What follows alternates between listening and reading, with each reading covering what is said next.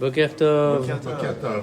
Nous énonçons encore quelques idées ce matin sur la portion du verset Kisi martani Hashem befaolecha, car Hashem, tu m'as réjoui de ton action, de ta pe'oula. Pe'oula, on a déjà dit, c'est une action, c'est le substantif du verbe lifol, accomplir, agir.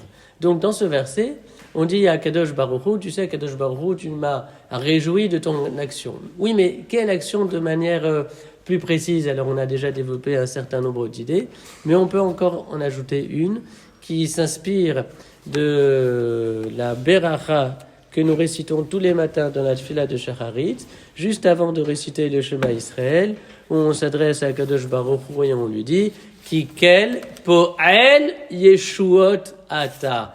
Kikel po'el yeshuot ata signifie car tu es Dieu qui po'el yeshuot agit, accomplit des yeshuot, c'est-à-dire des saluts, des délivrances. Yeshuot, c'est le pluriel de Yeshua. Yeshua, c'est le substantif du verbe Léoshia, sauver. Car à Kadosh Baruch Hu, tu es celui qui accomplit un certain nombre de délivrances. Et cette citation, cette expression, de Poel Yeshuot, en réalité c'est une citation d'un verset du livre des psaumes, au chapitre 74, au verset 12, où il est dit Ve'elokim malki mikedem, et Elokim, c'est mon roi depuis toujours. Poel Yeshuot bekerev haaretz, il accomplit des saluts bekerev haaretz, au cœur de la terre.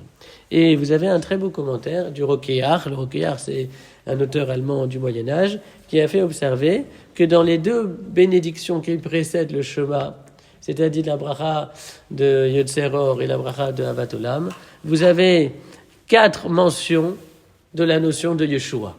En effet, dans ces brachot qui précèdent la lecture du Shema, on dit Magen Yishainu, ce qui veut dire que Dieu est le bouclier de notre salut. On dit également Matzmiach Yeshuot, Dieu est celui qui fait croître, germer les délivrances. On dit ensuite Venismecha Bishuatecha, et nous nous réjouirons par ton salut ou de ton salut.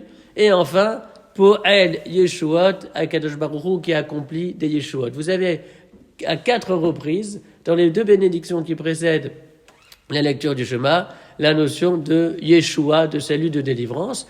Et donc cet auteur qui s'appelle Rokéar explique que chacune de ces mentions qui renvoient à la délivrance correspond aux 4 exils. Le peuple juif a été confronté à 4 exils au cours de son histoire, les Babyloniens, les Perses, puis les Grecs, puis les Romains. Et pour sortir de chacun de ces exils, eh bien, les enfants d'Israël attendent Yeshua, salut et délivrance.